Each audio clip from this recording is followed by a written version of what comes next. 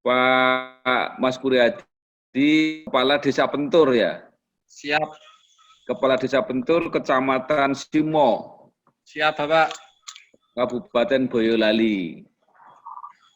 Jadi kami ingin situasi Pak Kepala Desa selama musim pandemi ini, apa yang terjadi di Desa Pentur? Seperti pada umumnya, Bapak, di desa-desa lain ataupun wilayah lain, yang paling terasa adalah dampak dari perekonomian. Dampak perekonomian ya? Ya. Jumlah penduduk berapa? Kita di Pasiak itu kalau lihat dari jumlah KK input tahun 2019 itu 1.114 KK. Berarti kalau kita akumulasi perkiraan jumlah jiwa itu tinggal kita katakan 3 gitu. Oh, sekarang kira-kira 3.000-an ya jumlah jiwanya di Pentur ya? Iya, betul. Iya. Itu rata-rata mata pencariannya apa, Pak Kades? Kalau di Desa Pentur bercocok tanam, Bapak. Cocok tanam. 10% itu bertani. Iya. Terus sisanya itu adalah pedagang dan buruh serabutan. Jadi yang pedagang dan buruh serabutan itu berapa persen? Itu 30-20%, Bapak. 30-20%. Ya. Nah, kalau pertanian kan relatif tidak banyak terpengaruh dalam situasi seperti Ya, kalau yang untuk terpengaruh yang serabutan itu. Ya. enggak. Justru kami melihatnya berbanding terbalik ketika perekonomian ini kena, karena sektor perekonomian bagi warga Pentur adalah dari petani. Ketika petani ini tidak bisa memasarkan hasil taninya, sehingga ini pun terkena dampak yang pertama, justru kan seperti itu. Hasil panen tidak bisa kejual, mau beli pupuknya kan gitu. Costnya terlalu tinggi. Iya, betul. Jadi ternyata karena kesulitan menjual ya. Apa itu produknya? Padi? Ya, kalau di Pentur itu adalah Polowijo, terus padi, terus ya, jagung, kedelai, bangsanya gitu ya, kacang gitu ya. Ya. Ketela. Iya. Nah, pandemi ini berapa yang penduduk atau kakak yang tergolong perlu dibantu gitu Pentur? Kalau di Pentur yang tercatat dalam inventaris desa itu baik dari pemudik, baik dari yang terkena dampak tidak bisa berjalannya perekonomian itu kemarin kita di angka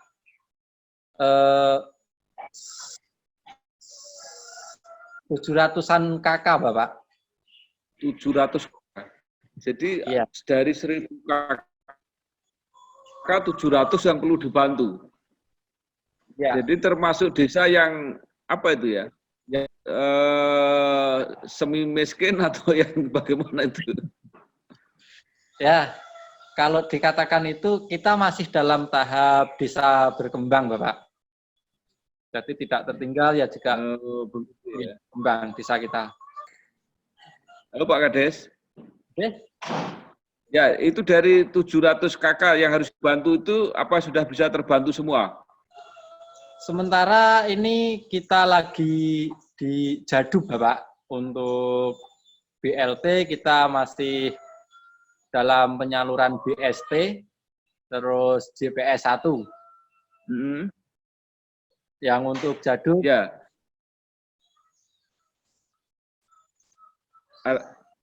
Artinya 700 KK itu sudah terurus semua gitu Pak Kades? Belum.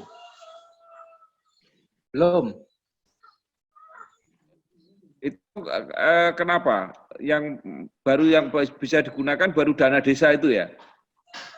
Iya, untuk yang lain karena kita nunggu biar tidak ada tumpang tindih kebijakan dari pemerintah pusat yang berupa BST itu, terus dari pemerintah provinsi JPS kan gitu. Nah, meminimalisir agar tidak terjadi penerima bantuan ganda kan gitu.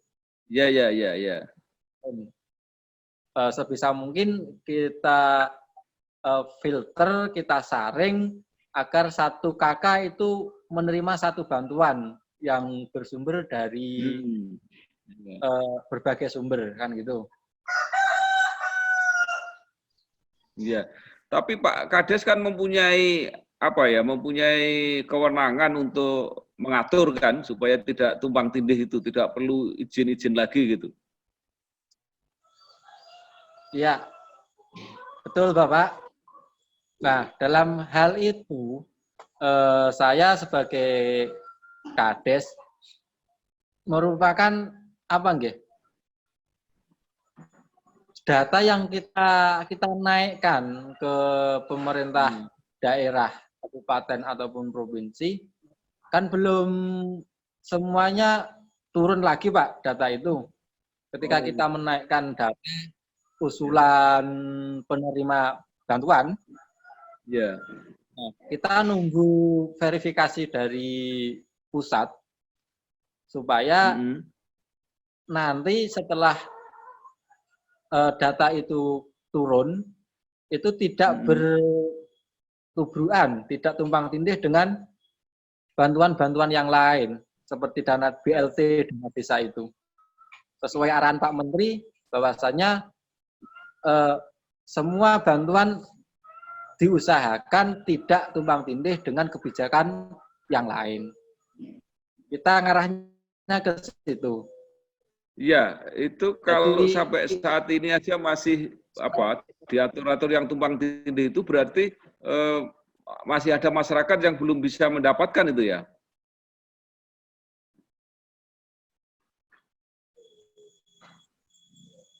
Masih Bapak, iya. Terus solusinya gimana Pak Kades untuk menangani yang kasus kayak begitu? Artinya Pak Kades melakukan apa? Supaya yang belum dapat bantuan itu juga terbantu gitu. Pertama tetap kita sosialisasikan ke masyarakat bahwasanya bantuan ini akan kita optimalkan tempat, namun hanya waktu dan jumlahnya saja yang berbeda. Kita mulai dari skala prioritas yang paling membutuhkan, paling terkena dampak kan gitu. Kalau bicara soal dampak, tentu semua masyarakat itu terkena.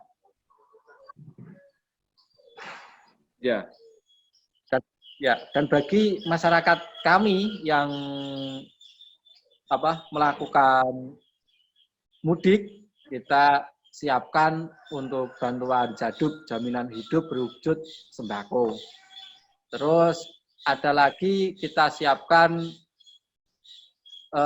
protokol pencegahan COVID-19 yang berupa semua sarpras seperti sabun, disinfektan, sprayer, tempat-tempat cuci di tempat-tempat umum, dan pembagian masker itu secara berkala.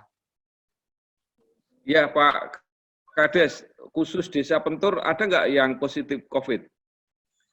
Alhamdulillah hingga saat ini tidak ada Pak. Mudah-mudahan selamanya kita bebas ya. Berarti termasuk desa hijau ya, desanya Pak Mas Kuryadi ya? Betul. Ya. Terus kalau gitu kemarin sholat Id nggak? Karena bebas COVID apa bisa di situ dilaksanakan? Kita tetap melaksanakan sholat Id, Ya, akan tetapi dengan Pak, tetap memperhatikan protokol kesehatan yang pada umumnya kalau tahun-tahun kemarin kita melaksanakan di lapangan desa. ya. Nah, pada tahun ini kita bagi menjadi 8 titik per masjid. Oh, di masjid Kita ya? melaksanakan ya, Ya, untuk ya. meminimalisir adanya niku. Ya. Terus yang warga desa Pentur yang mudik berapa orang sekarang yang ada di desa? Dari catatan 2 bulan terakhir itu kita hampir di angka 150-an, Pak. 150 ya. Ya. Itu kan ada himbauan, terutama yang dari Jakarta, yang pada mudik supaya nggak kembali dulu ke Jakarta. Gimana itu Pak Kades? Apakah bisa mereka ditahan supaya tetap di desa dulu?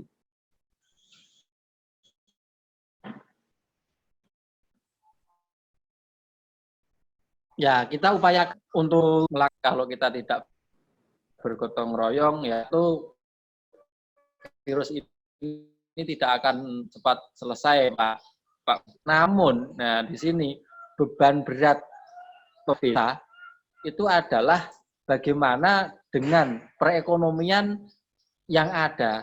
Kalau seharusnya kembali ke Jakarta sudah bekerja lagi, misalkan. Ya. Nah, di desa otomatis menganggur, Pak. Nah, di sini peran PR penting bagi kita. Ya. Nah, terus kalau menurut konsepnya Pak Kades, apa ini yang harus dilakukan, baik di lingkungannya sendiri, kebijakan di tingkat kabupaten, tingkat provinsi, apa yang diusulkan oleh Pak Kades? Kalau menurut pemikiran kita, teman-teman perangkat desa Pentur adalah bagaimana pemberdayaan masyarakat kita galakkan lagi. Jadi kita menggunakan programnya Pak Ganjar Jogotongo, di mana dengan program itu kita bisa berkarya, kita tetap bekerja, tetapi tidak meninggalkan protokol kesehatan, sehingga masyarakat Pentur yang seharusnya kembali ke Jakarta ini bisa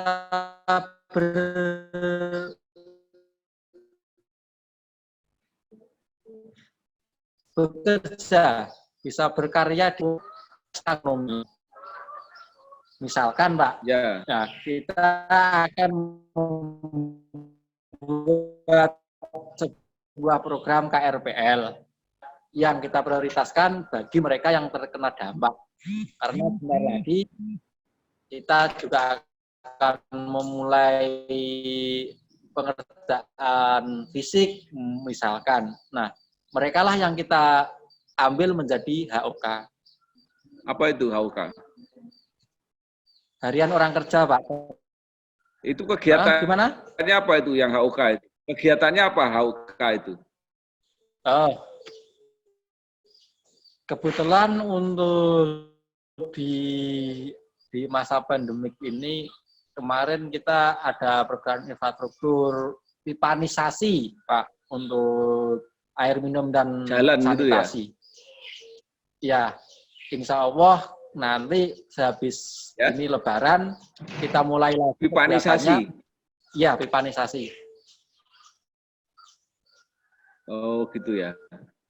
Pak Kades, saya kan pernah ketemu Pak Bupati Boyolali, Pak Seno Samudro ya. Nah, pada waktu itu memang belum ada COVID. Beliau mengatakan bahwa untuk orang Boyolali itu malah kelebihan kerja. Artinya lapangan kerjanya lebih banyak daripada jumlah orangnya. Bahkan mengambil tenaga kerja dari kabupaten-kabupaten sekitar. Itu situasi sekarang ini gimana? Peluang-peluang kerja di Boyolali sendiri? Kalau secara umum menurut saya itu masih Bapak, karena di Boyolali lebih kondusif, lebih aman gitu. Seperti di pabrik-pabrik di Boyolali juga masih jalan. Iya, iya. Jadi artinya yang pemudik-pemudik itu seandainya nggak kembali ke Jakarta, lapangan kerja di Boyolali masih memungkinkan ya? Mungkin. Ya. Terus kira-kira apa harapannya Pak Kades dan warga Desa Pentur terhadap situasi semacam ini? Kan sampai sekarang juga belum jelas ini kapan ini corona ini akan berakhir. Oh iya, kalau menurut saya pribadi Pak, untuk menghimbau kepada warga saya, itu tentu sekian lama pandemik ini ada, dan seperti yang Bapak sampaikan, belum tahu kapan berakhirnya. Maka saya mengajak ke semua masyarakat untuk berdamailah dengan corona. Oh, iya, iya. Jadi walaupun ada corona tetap kreatif, tetap berusaha bisa bekerja ya. Iya, karena hanya itu cara realistis yang bisa kita lakukan, Pak. Kalau kita Ya, hanya menunggu kapan corona hilang, kita itu sedangkan perut itu harus ya terisi, Pak. betul. Pundi-pundi perekonomian tidak boleh berhenti. Nanti, ya. Kita tetap Kira-kira menurut Pak, ya silakan Pak. kita tetap berkarya, tetap bekerja, tetapi tidak mengesampingkan protokol kesehatan yang telah ditentukan oleh pemerintah. Sehingga perekonomian tetap bisa berjalan, kebutuhan sehari-hari bisa terpenuhi, namun kesehatan itu yang perlu kita utamakan seperti itu. Ya, menurut Pak Mas Kuryadi, setelah menjalani di rumah beberapa bulan ini ya terakhir ini, termasuk selama Ramadan ini, ada nggak sebenarnya pelajaran-pelajaran atau hikmah yang mulai disadari oleh masyarakat? Siapa tahu ada keahlian-keahlian baru yang muncul karena kita menghadapi situasi seperti ini. Oh iya, kalau kita belajar dari pandemik corona, itu yang pertama adalah di mana kita diajarkan untuk kembali menjaga ada tradisi yang lama, Pak. Misalkan kita Ya, tetap gotong royongnya ada. Kalau ya, kemarin orang sakit itu cuman dia sendiri yang merasakan.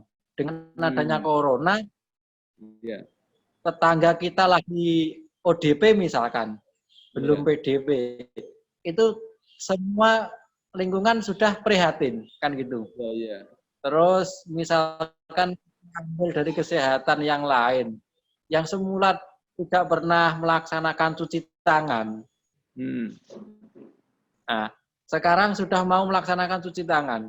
Dan padahal cuci tangan itu tidak hanya untuk mengantisipasi corona kan gitu. Kesehatan pun lain juga memerlukan kita sering-sering cuci tangan.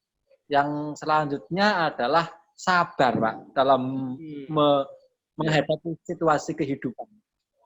Iya, iya, iya. Jadi yang pertama kegotong royongan meningkat ya. Jadi Ya, orang mungkin sadar itu ya. Kemudian juga kesadaran akan kebersihan meningkat kebersihan. juga. Kemudian juga dilatih untuk sabar gitu ya.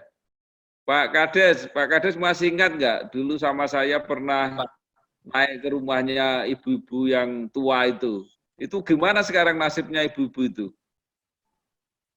Oh, nggih, Pak. Terima kasih itu Ibu Wasiti, itu Ibu Ya, Wasiti. ya. Ya, sekarang sudah kita bangunkan Wah, rumah dengan RTLH. iya, iya, iya. Untuk kebutuhan sehari sudah kita BNT, bantuan pangan tunai berupa Iya, sembako. Ya. Pak Kades, zaman dulu itu kan setiap desa kan punya lumbung desa itu. Nah, setelah ada Bulog itu terus kemudian lumbung-lumbung desa itu tidak ada. Nah, sekarang setelah musim pandemi itu kan disadari perlunya membangun lagi stok-stok di desa untuk membantu masyarakat. Ada gagasan nggak untuk memperkuat perekonomian desa itu sendiri supaya kalau menghadapi bencana itu siap gitu. Lumbung pangan desa kalau menurut saya itu emang sangat penting dan perlu. Karena kita tidak tahu seperti bencana, seperti datangnya. Dan angka yang paling real adalah itu merupakan yang harus diprogramkan oleh setiap desa. Sehingga bisa bersinergi antar warga masyarakat. Nah, misalkan di Pendor, yang pada saat ini masih menyimpan sekitar berapa ton gabah kering. Ya. Artinya cara yang ingin kita kerjakan, yang sudah kita lakukan, itu adalah bagaimana kita menyimpan cadangan makanan pokok untuk masyarakat. Setelah kita mengalami kesulitan semacam ini, makin menyadarkan kita untuk bersiap-siap gitu ya, memperkuat perekonomian desa terutama dengan lumbung pangan tadi. Gitu ya kira-kira konsepnya ya. Siap, Bapak. Ya. Mungkin masih ada lagi yang ingin disampaikan Pak Kades kepada apakah Pak Bupati, apa Pak Gubernur, atau mungkin dengan sampai yang di Jakarta, apa saran-saran dari desa? Ya, yang pertama yang ingin kita sampaikan ke bapak-bapak yang mempunyai kebijakan di atas. Yang pertama mungkin adalah adanya sinergi dari semua lapisan pemerintahan, baik dari pusat hingga sampai desa, agar supaya tidak adanya itu tadi tumpang tindih kebijakan dalam memberikan bantuan. Karena Kades adalah merupakan tataran paling pertama terkena panen, jadi tumpuan itu ya, nggih. Wah, ini Pak Kadesnya pilih kasih, ini Pak Kadesnya memberi bantuan hanya ke saudaranya dulu. Padahal hal semacam itu tentu tidak ingin kita ada hal itu. Karena data yang kita masukkan tentu kita sudah sesuai.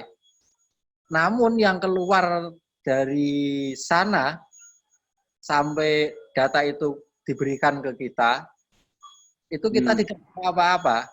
Kan gitu. Iya, iya. Ya kebetulan saja mungkin yang kaya itu malah dapat. Iya. Terus yang miskin belum dapat. Iya.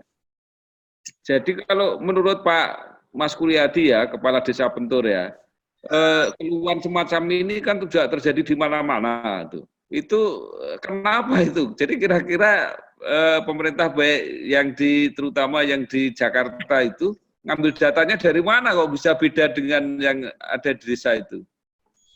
Nah, itu Pak yang menjadi bumerang bagi kami kepala desa kan gitu. Harapannya percayakanlah data itu kepada kami karena kami yang mempunyai wilayah, kami yang tahu seluk-beluk perekonomian kondisi real setiap kakak. Kan gitu. Jika Bapak semua percaya kepada kami, kepada desa dan perangkat, tentu kita akan melaksanakan tugas itu untuk sebisa mungkin tidak ada konflik di bawah, sehingga apatisme masyarakat ke pemerintah itu kita antisipasi sebisa mungkin. Ya, Jadi kira-kira lebih baik kalau misalnya alokasi saja ya, desanya Pak Mas Kuryadi, Desa Pentur, Kecamatan Simo ini mendapat alokasi berapa, sudah itu serahkan kepada perangkat desa untuk mengurus sebaik-baiknya. Kira-kira begitu ya, yang paling praktis ya. Siap, betul Bapak. Ya, betul. Misalkan kita ambil contoh BLT dana desa, kan gitu. Ya. BLT dana desa bersumber dari APBN yang dikucurkan dari Kementerian Desa. Nah, pengelolaannya itu tergantung, terserah, diserahkan kepada pemerintah desa. Ya. Dengan ketentuan bla bla bla bla. Nah, kita melaksanakan ketentuan itu, tetapi kita dikasih otoritas menentukan kebijakannya. Jadi uang dari atas kita kerjakan sendiri dengan dasar acuan regulasi yang telah ada dari kementerian. Nah, kalau hal seperti itu tentu kita dalam menyalurkan itu bisa semaksimal mungkin kepada masyarakat bisa pas. Tapi kalau kita store data nama, nah itu nanti yang repot. Iya. Iya, baik Pak Kepala Desa. Jadi melihat situasinya sama sekali nggak ada problem COVID ya di Desa Pentur ya. Siap. Tinggal mengurus bagaimana ekonomi ini kembali jalan dengan baik gitu kira-kira ya. Siap Pak. Ya, mudah-mudahan Pak Kades bisa mengurus desanya lebih baik ya. Saya sudah lihat desanya, loh apa itu medannya luar biasa susah kayak gitu ya. Jadi kalau Pak Kades ini bisa mengurus desanya baik, ekonominya bisa jalan, syukur bisa tumbuh, saya kira sukses ya. Kapan-kapan saya tengok lagi nanti. Ya. Siap Pak. Selamat ya Pak Mas Kuryadi, matur nuwun. Minal aidin wal faizin, mohon maaf lahir batin. Wassalamualaikum warahmatullahi wabarakatuh. Waalaikumsalam warahmatullahi wabarakatuh. Terima kasih. Okay.